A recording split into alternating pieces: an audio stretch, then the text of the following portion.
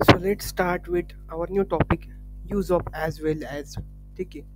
हा आपला आजचा टॉपिक काय आहे? Use of as well as. म्हणजे ॲज वेल ॲजचा यूज करून सेंटेन्स कशी कंबाईन करायची. ओके. मेनली याचा यूज होतो सेंटेन्स कंबाईन करण्यासाठी.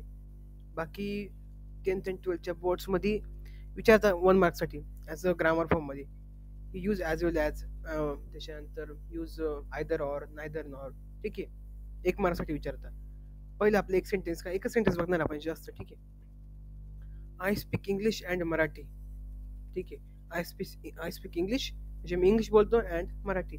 मी इंग्लिश पण बोलतो आणि मराठी पण बोलतो. ठीक आहे. I speak English and Marathi. Me English आणि मराठी बोलतो. ठीक आहे. देन सेम करायचं आहे. I speak English as well as Marathi. म्हणजे काय, अँडला फक्त चेंज करायचं आहे, अँड जगा टाकायचं आहे ॲज वेल ॲज. आणि मोस्टली 10th अँड 12th बोर्ड्समध्ये बोर्डची एक्झाम एवढी अवघड नसते. बोर्डच्या एक्झाममध्ये मेनली फक्त इझी सेंटेन्स असतात, एकदम इझी.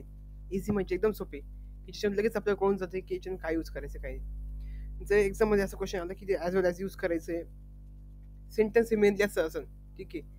किंवा एखाद्या वेळेस तिथे फुल स्टॉप असं वगैरे किंवा कॉमा वगैरेला असेल. ठीक आहे. समजण्यासाठी आपल्याला कन्फ्यूज करण्यासाठी. ठीक आहे.